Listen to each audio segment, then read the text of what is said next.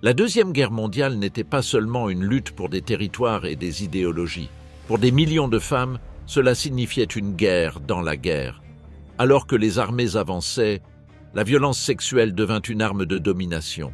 Aujourd'hui, nous explorons comment elle a été utilisée de manière systématique et pourquoi de nombreux dirigeants ont préféré l'ignorer. Bienvenue à Frontline War Mémoire. Les forces de la Wehrmacht ont commis des viols sur des femmes et des filles juives lors de l'invasion de la Pologne en septembre 1939. Ils ont également été perpétrés contre des femmes et des filles polonaises, ukrainiennes, biélorusses et russes, lors d'exécutions de masse menées principalement par les unités de Selbstschutz, avec l'aide de soldats de la Wehrmacht qui étaient stationnés sur des territoires relevant de l'administration de l'armée allemande. Les viols ont été commis sur des femmes captives avant qu'elles ne soient fusillées. Un tribunal allemand n'a jugé qu'un seul cas de viol durant la campagne militaire en Pologne, et même dans ce cas, le juge allemand a déclaré le délinquant coupable de Rassenschande, ce qui se définit comme le fait de commettre un acte honteux contre sa race selon la politique raciale de l'Allemagne nazie. En d'autres termes, le coupable a été déclaré coupable de Rassenschande au lieu de viol. Pendant l'Holocauste, les femmes juives étaient particulièrement susceptibles d'être victimes d'agressions sexuelles. Les forces allemandes stationnées sur le front de l'Est furent également responsables de viols, mais dans la plupart des cas, elles furent poursuivies pour leurs actes, contrairement aux viols commis en Europe occidentale. La Wehrmacht mit également en place un système de bordels militaires. Dans ces bordels, de jeunes femmes et des filles des territoires occupés étaient contraintes de se prostituer dans des conditions épouvantables. Le tribunal militaire international écrivait dans l'un de ses rapports que dans la ville de Smolensk, le commandement allemand avait ouvert un bordel pour officiers, dans l'un des hôtels où furent conduites des centaines de femmes et de filles. Elles furent traînées sans pitié dans la rue, par les bras et par les cheveux. Ce fut l'un des nombreux cas dans lesquels les forces allemandes kidnappèrent des femmes dans le but de les forcer à se prostituer dans l'Union soviétique. D'autre part, certains territoires pris par l'armée rouge devinrent des lieux de viol. Ce qu'on vit, selon une correspondante de guerre soviétique, fut rapporté de la manière suivante. Les soldats russes violaient toutes les femmes allemandes. C'était une armée de violeurs. Selon l'historienne allemande Miriam Gebhardt, jusqu'à 190 000 femmes furent violées par des soldats américains en Allemagne pendant la Deuxième Guerre mondiale. Selon Christian Ungvari, environ 38 000 civils perdirent la vie pendant le siège de Budapest. Parmi eux, approximativement 13 000 furent tués à la suite d'une action militaire, tandis que les 25 000 restants moururent à cause de la malnutrition, de la maladie et d'autres raisons. Cette dernière statistique prend en compte environ 15 000 juifs, dont la majorité fut exécutée par la milice hongroise du Parti de la Croix fléchée pour leurs crimes.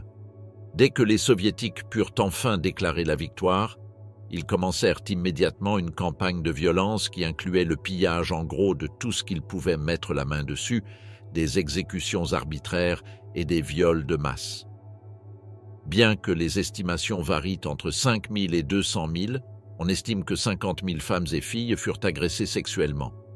Les filles hongroises furent enlevées et emmenées dans des casernes appartenant à l'armée rouge, où elles furent condamnées à la prison, soumises à des agressions sexuelles répétées et parfois assassinées. D'autre part, une autre atrocité commise contre des femmes par l'armée rouge, dont Moscou avait pleinement connaissance grâce à des rapports parvenus directement à Staline, était la suivante. De nombreux Allemands déclarent que toutes leurs compatriotes d'Orient prusse, restés piégés dans la région, se font violer par les soldats de l'armée rouge.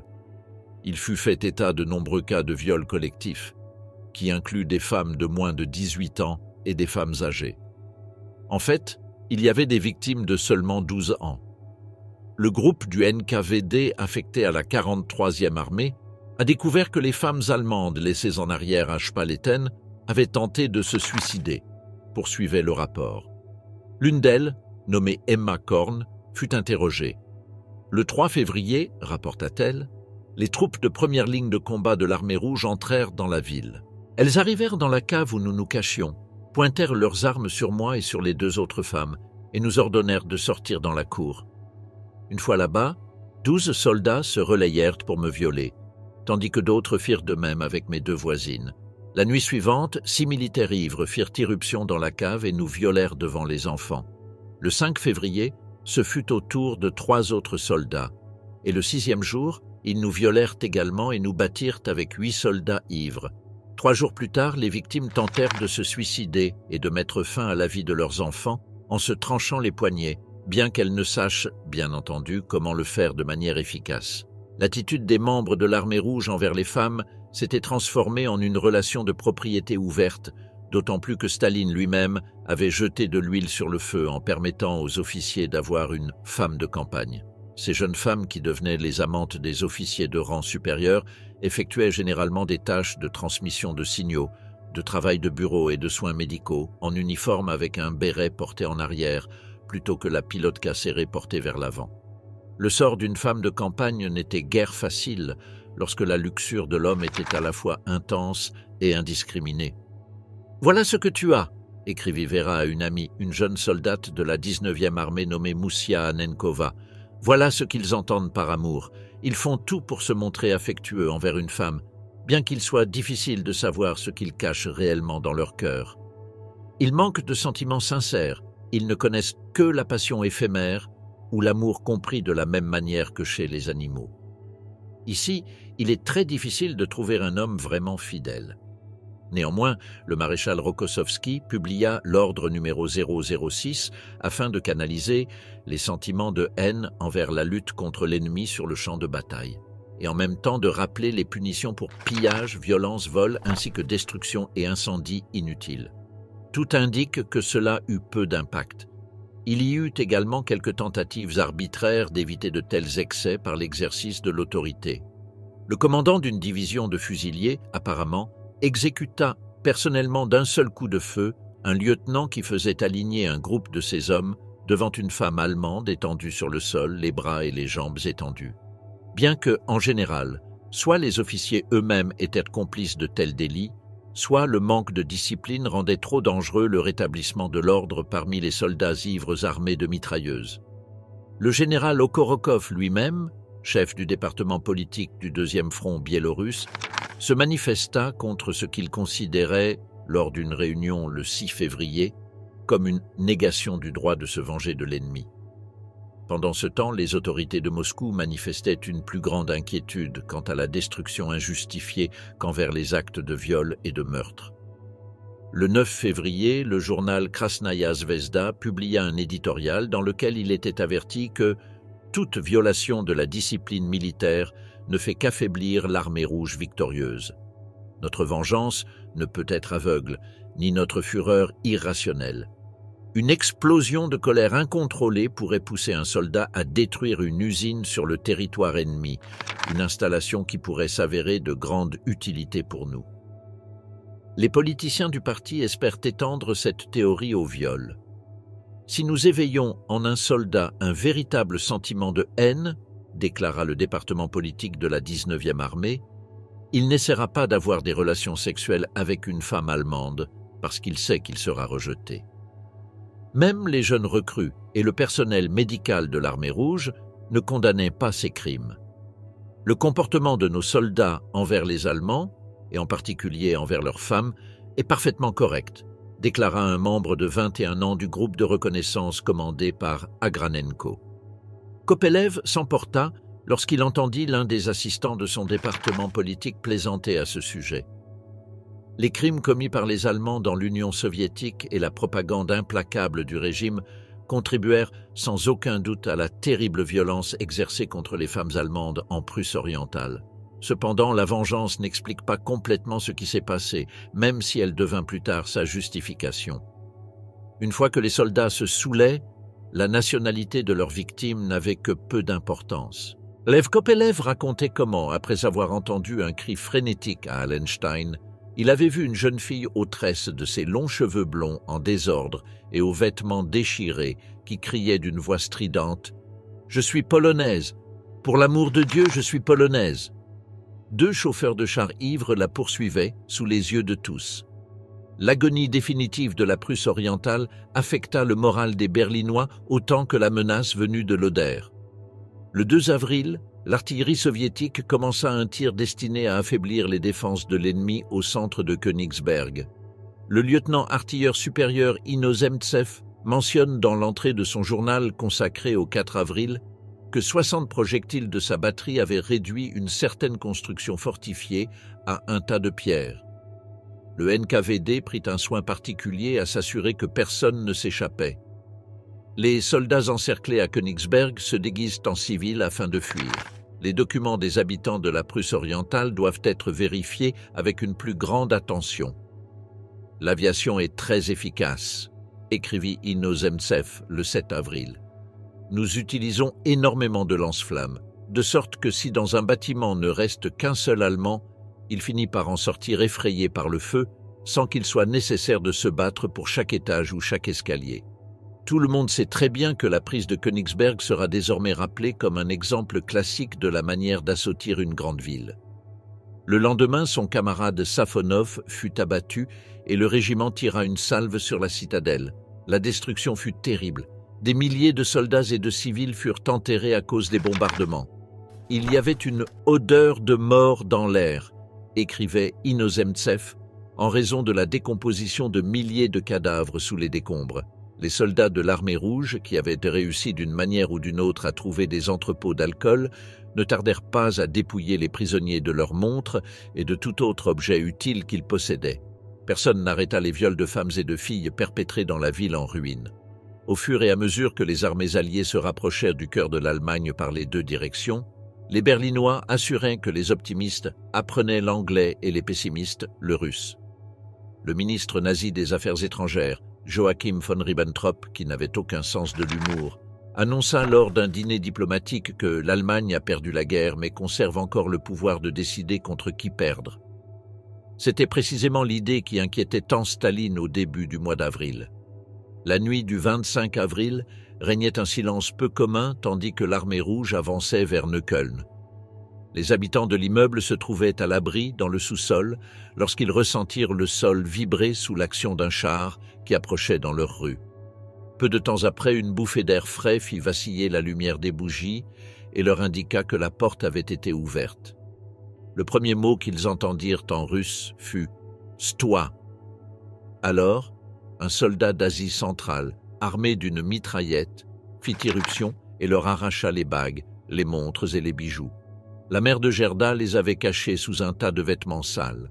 Plus tard, un deuxième jeune soldat entra et indiqua à la sœur de Gerda qu'il voulait qu'elle l'accompagne, mais elle serra son bébé contre ses genoux et baissa le regard. Le soldat dit à un homme qui se réfugiait lui aussi dans le sous-sol de l'obliger à lui obéir, mais celui-ci fit semblant de ne pas comprendre. L'intrus avait l'intention de l'emmener dans une petite pièce attenante à la cave, c'est pourquoi il continua de lui pointer son arme. Cependant, elle resta immobile avec le bébé sur les genoux. Le jeune homme, déconcerté, perdit patience et sortit brusquement. Lorsqu'arriva le matin du 26 avril, ils quittèrent l'abri pour découvrir qu'ils s'étaient échappés de justesse. Ils entendirent des histoires terribles au sujet de ce qui s'était passé pendant la nuit.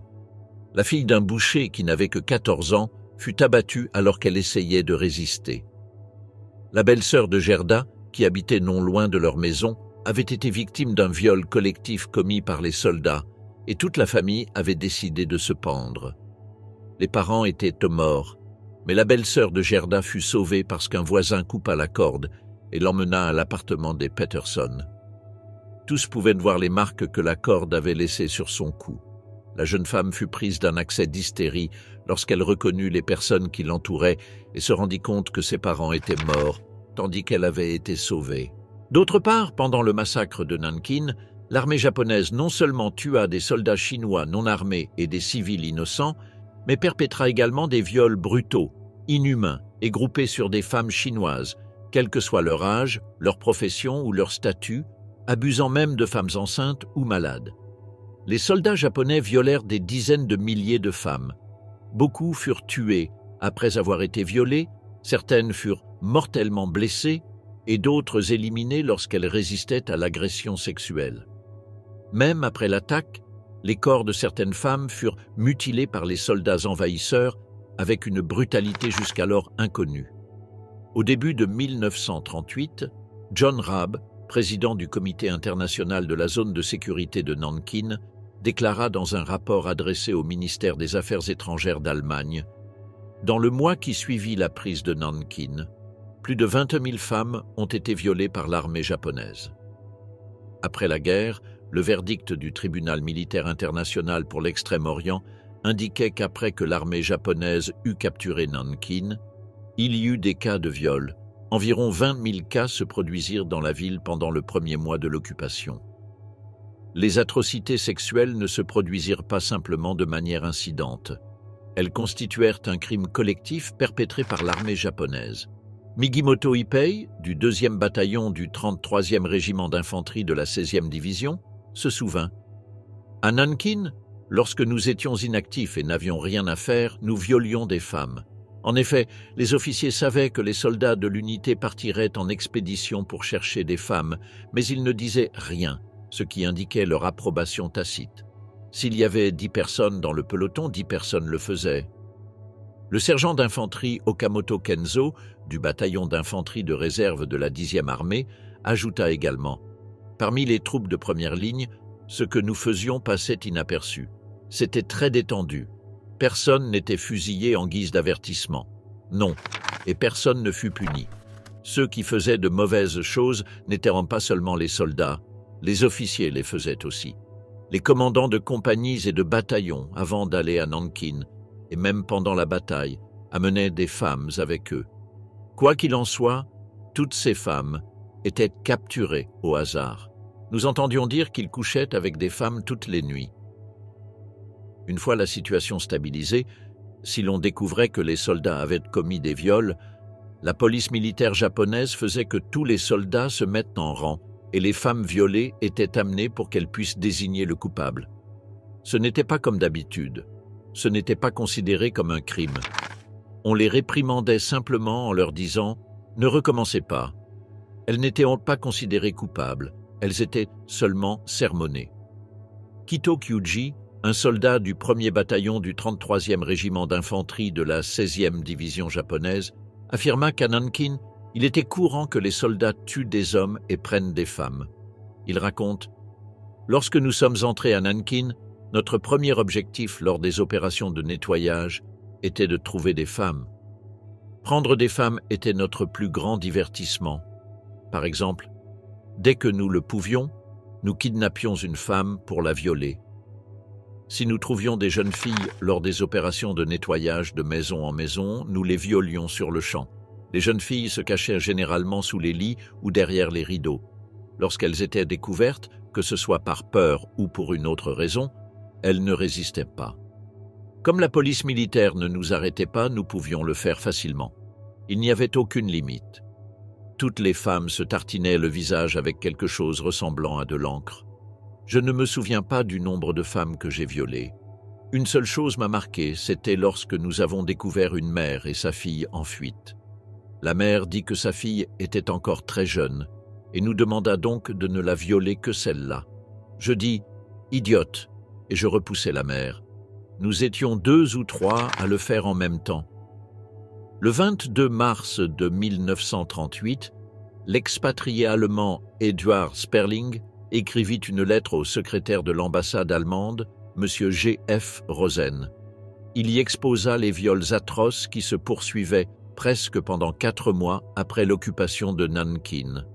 Bientôt, je ne trouverai plus de mots adéquats pour décrire la brutalité et le comportement des soldats japonais.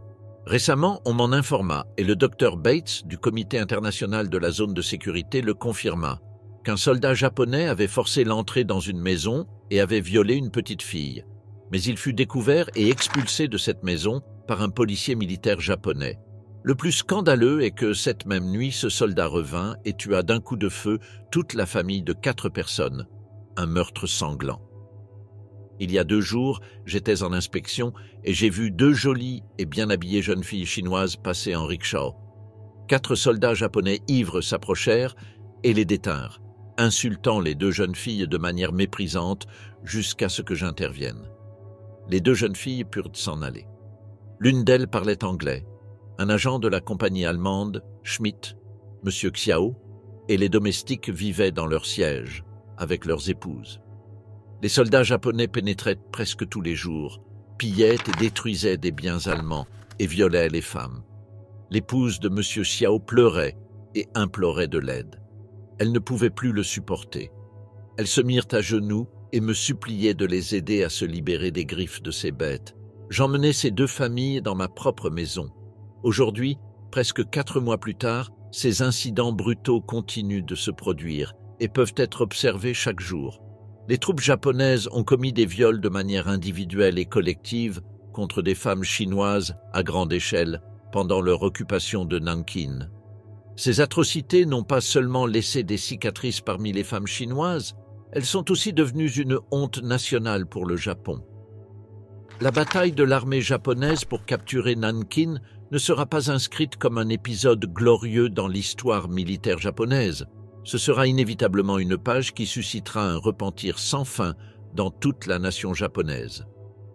Cependant, ce fut juste après la fin de la guerre que le comité de règlement des criminels de guerre désigna Tani Hisao comme l'un des principaux criminels de guerre, en confirmant que son unité entra dans la ville par Zhonghua et ordonna directement à ses subordonnés de brûler, tuer, piller des provisions et violer des femmes civiles sans aucune raison.